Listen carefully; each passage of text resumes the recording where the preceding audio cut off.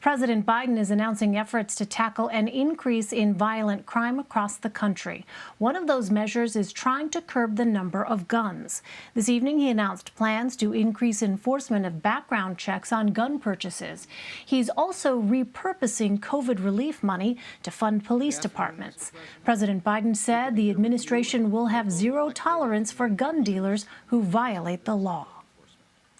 If you willfully sell a gun to someone who's prohibited from possessing it, if you willfully fail to run a background check, if you willfully falsify a record, if you willfully fail to cooperate with the tracing requests or inspections, my message to you is this: we'll find you, and we will seek your license to sell guns. We'll make sure you can't sell death and mayhem on our streets. It's an outrage. It has to end, and we'll end it, period. This afternoon, we learned Vice President Kamala Harris is heading to the southern border on Friday. The announcement comes after a number of Republicans have criticized her for not yet visiting, though she's been tasked with heading up the administration's response to the surge of migrants there. Last week, 56 House Republicans signed a letter urging the president to remove the vice president from her role in leading efforts to reduce migration to the U.S. White House Press Secretary Jen Psaki says her upcoming trip is part of a coordinated plan with the Department of Homeland Security. The president asked the vice president to oversee our diplomatic efforts to address the root causes of migration from El Salvador to Guatemala and Honduras. And as a part of this work, she recently traveled to Guatemala and Mexico last month to have those discussions. And this trip to the border on Friday will be a part of this effort. I will note that I've also... It's been a busy day on Capitol Hill. Lawmakers marked up a pair of antitrust bills that take aim at some of the nation's most powerful tech giants. We'll have more on that in a moment. But first, a bipartisan group of negotiators and the White House are still fighting over financing a bipartisan infrastructure deal. They'll have to get creative. President Biden is pledging to not raise taxes on the middle class. Recent talks focus on potentially diverting unspent COVID relief funds and beefing up enforcement by the IRS. And FBI Director Christopher Wray confirmed the Bureau's widespread and active investigation into the January 6th Capitol riot. Here's what he told lawmakers this afternoon. The FBI's arrests are close to 500, and then when you add in the partners, it's a little over 500. And I want to be clear, we've got hundreds more investigations still ongoing, and we expect in many cases we'll have even more serious charges against some of the people we already have charged. So this is far from over. And with For more, let's bring in Jill Colvin and Sarah Mucha. Jill is a national politics reporter for the Associated Press, and Sarah is a politics reporter at Axios. Welcome. It is good to have you both. Jill, let me start with you. Like everything else, the root causes of the uptick in violent crime are politicized. The right cites hostility towards police. The left cites decades of mistrust in communities of color from racist policies. So what are the highlights of the Biden administration's proposals?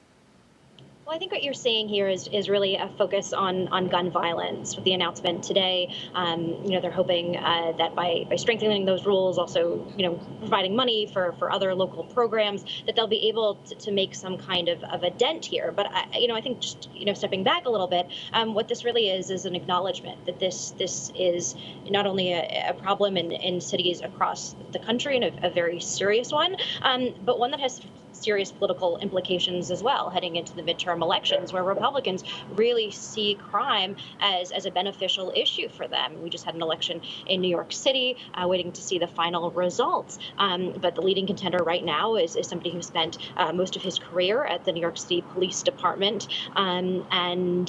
His lead right now is kind of being seen through that lens of Democrats and voters across the country potentially being interested in candidates who will talk about law and order and sort of, protecting people on the streets. Well, Sarah, the FBI won't have complete crime statistics until September, but early data suggests a spike in homicide rates of about 30% in major cities this year. Is this now, or could it become, a political liability for the administration? I think you're absolutely right. I mean, while crime, the same statistics show that it was down overall, murder rates have increased. Now, that being said, those rates did increase starting in the Trump administration as well. And so could it be a political liability? Absolutely. And I think that's one of the reasons that the Biden administration is clamping down on it and showing how much of a priority this is for the administration. I think something else that we can see with President Biden is this is a chance for him to rewrite his own narrative. You know, he was an author. He was the author of the 1994 crime bill. And for a long time, and this was a pretty complicated, contentious issue for him during the 2020 campaign. But what you're seeing now is this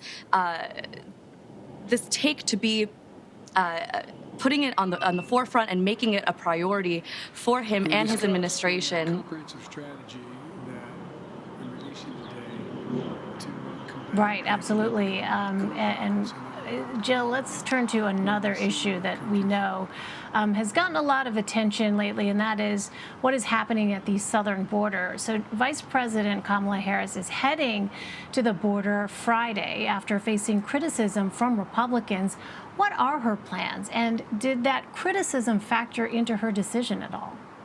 Yes, we just found out today, this afternoon, that Harris is finally going to be making that trip to the border. She has, of course, been under tremendous pressure from Republicans who have been hammering on her on this for weeks now, but also had some questions from Democrats as well, with them, folks asking why, if she is the person who is supposed to be in charge of the situation and the administration's response to it, why she hasn't gone there to see it herself.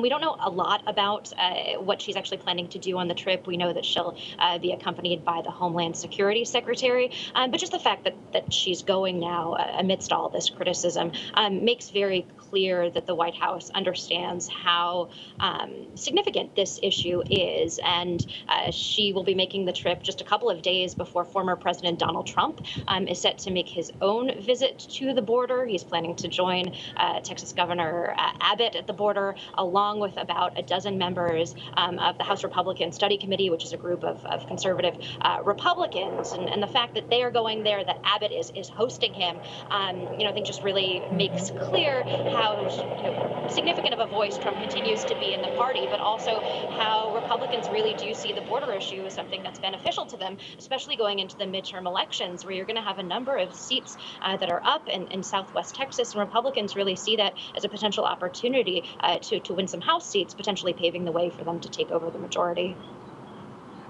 Right, and it's an important point you made as well, that some Democrats have not been satisfied necessarily with what they have seen from the Biden administration when it comes to this issue of immigration. So a lot of factors at play, so we'll be watching that visit very closely.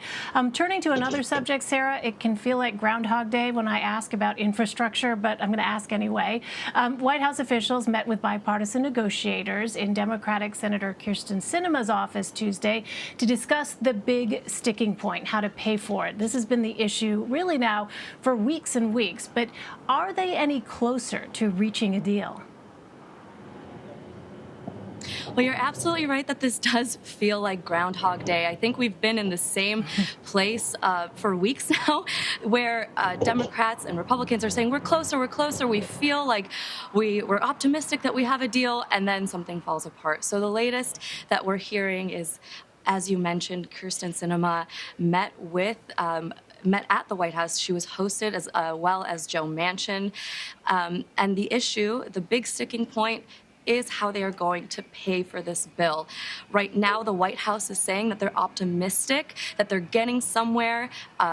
Lawmakers are also citing optimism. But again, before we take that optimism to heart, I want to point back to all of the other deals that they said were going to come together, for example, with Senator Capito, and then ultimately fell through. This is extremely important, and it's crunch time. The Senate is going to be out on recess next week, so hopefully we will have our final answer soon. Okay, we will stay tuned for that. Meantime, Jill, there is some confusion over whether or not Democrats are launching a new commission to investigate the January 6th attack on the Capitol. What can you tell us about that? Yeah, so there was a bit of a kind of back and forth and scramble last night on the Hill. Pelosi had been meeting with the House's Steering and Policy Committee, and folks who had been familiar with her comments in that meeting then transmitted to reporters that they believed that Pelosi had planned to announce that she will indeed launch this new committee that will investigate the January 6th insurrection. Pelosi's spokesman then came out afterwards and said, no, actually what she told them was that she plans on announcing this week whether she intends to go forward with that committee. So I guess we'll have to see exactly how that shakes out later this week. But it seems, at least folks in that meeting, walked away with the impression that this is something that she does want to move forward with. Of course, we know that Republicans in the Senate blocked the creation of a bipartisan September 11th commission-style commission that would dig into the origins of what happened on the 6th and go beyond sort of the piecemeal parts that we've seen happening in various committees right now. So after that, effort failed, Pelosi and Democrats have been trying to find another way to move forward, and sounds like this committee is something that could wind up being the vehicle for that. Republicans, of course, have at least a very vocal group of Republicans have made clear that they are opposed to this idea, feeling like Democrats are trying to politicize what happened on that very dark day in Washington, saying, look, we just want to move past this. But Democrats, we'll see how they choose to move forward. And their criticism from Republicans is that this would be, instead of the bipartisan effort, would be a Democrat-led effort. And so they say, Democrats are going to try to politicize this day. On another topic, Sarah, Senate Majority Leader Chuck Schumer says that the fight to protect voting rights is not over. Where does the battle go now that their legislation has failed? That's a great question. This was a major bill. It was sort of first created as a messaging bill to show exactly where all Democrats, or most Democrats rather, stand on the issue of voting rights. Now, Democrats thought once they won the majority that maybe there was a shot that they could pass this bill. Of course, that fell through because they are not able to garner the 60 votes needed to break the filibuster. And then there are some Democrats who are opposed to breaking the filibuster.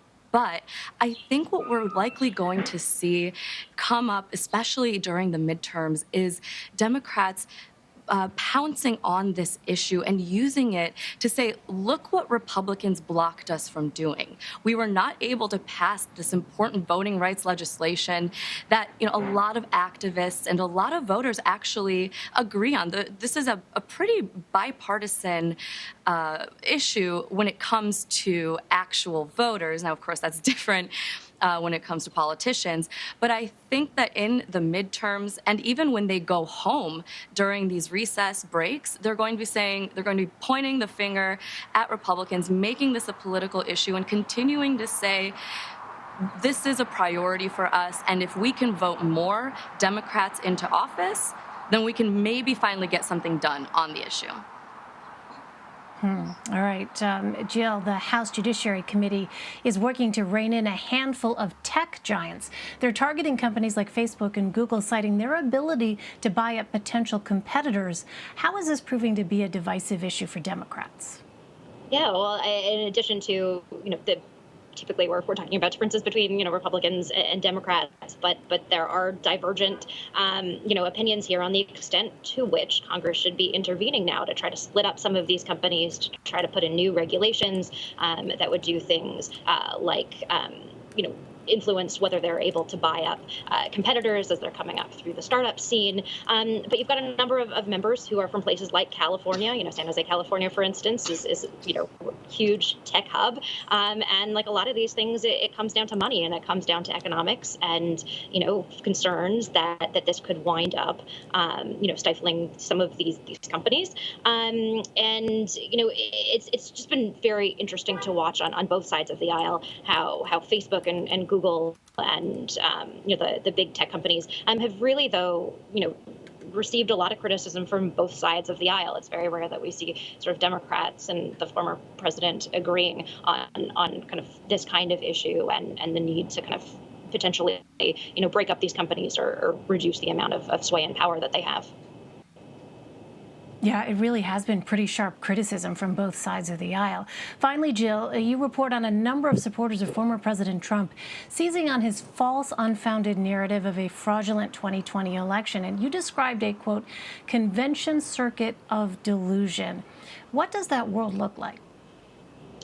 So I was interested. There have been a number of events. It seems like every weekend there's a gathering at a hotel, or in this case, it was at a Wisconsin concert venue, where kind of folks who came to prominence, launching, lawsuits or defending the former president and repeating his lies about the election have been gathering with supporters, with folks who believe in the narrative that they are spinning, and thousands of people, at least in this case, coming together to hear. It was that my pillow guy, Mike Lindell, was the leader of this rally, called it a free speech rally. But hear speaker after speaker, really legitimizing the idea that the election was stolen, and thousands of people seeming to legitimately believe it. Yeah, and I thought was so interesting, Jill, in your dispatch, there was the notion that for a lot of those folks, they might not even know a Biden supporter. They might not have folks like that in their sort of social circles. So when they drive around those neighborhoods and see signs that are all sort of Trump-Pence signs, that fits into the sort of echo chamber that you describe of conservative media that they consume. Really fascinating piece, a lot of insight into how these kinds of false narratives are continuing to have a hold on people. Jill Colvin and Sarah Mucha, great to see you both. Thank you very much.